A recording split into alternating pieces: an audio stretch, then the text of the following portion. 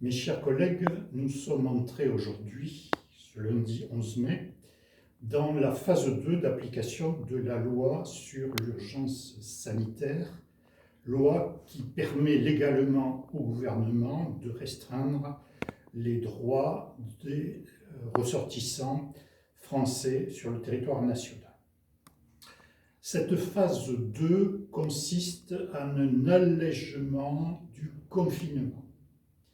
En aucun cas, elle signifie le retour à la normale. Vous savez que le virus est toujours là, que nous n'avons pas encore officiellement de traitement qui a fait ses preuves et qu'il continue à y avoir des phases de contamination et la présence de nouveaux clusters dans les zones vertes nous amène à être prudents.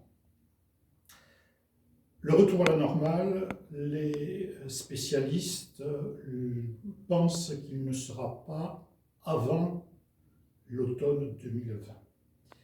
Cette période de 3 semaines, qui va du 11 mai au 2 juin, donc cette période de phase 2, est une période transitoire et qui, pour le bon sauveur, va avoir un certain nombre de conséquences.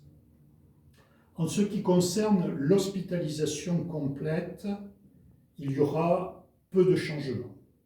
Nous allons garder notre unité Covid, les 3 unités hospitalisation d'addictologie, Saint-Jean et l'USBP resteront fermées.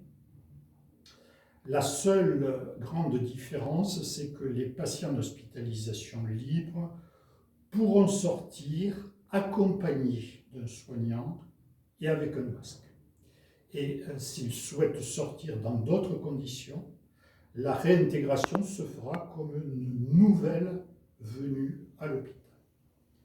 En ce qui concerne les structures ambulatoires, c'est là où il va y avoir un peu plus de changements, puisque les structures ambulatoires vont recevoir à partir d'aujourd'hui, en présence physique des patients.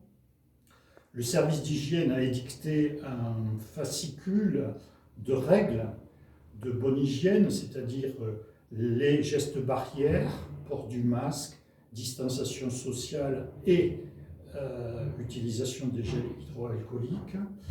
Et nous avons mis en place une commission qui a été animée par Pascal Canet, qui a fait le tour des structures ambulatoires de l'établissement et à ce jour, la plupart des structures sont à capacité d'ouvrir.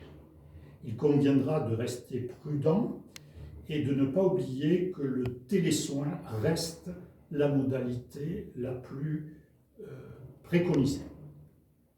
Enfin, pour nous, c'est le retour au dialogue social régulier. Dès ce soir, je vais réunir une conférence médicale plénière.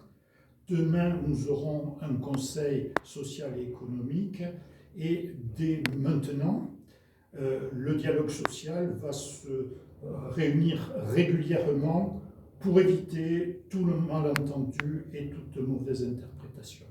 Il est important que progressivement, l'ensemble des salariés comprennent les enjeux et les difficultés dans lesquelles nous nous trouvons. Enfin, j'ai demandé à Elisabeth Bugeaud et à David Lamourou d'étendre la compétence des référents d'hygiène à celle de Covid. Ils seront désormais des référents hygiène Covid et seront des ressources pour les services. Je vous souhaite une bonne semaine. Je vous demande d'appliquer strictement les mesures barrières pour vous protéger, mais aussi pour protéger les autres. Merci.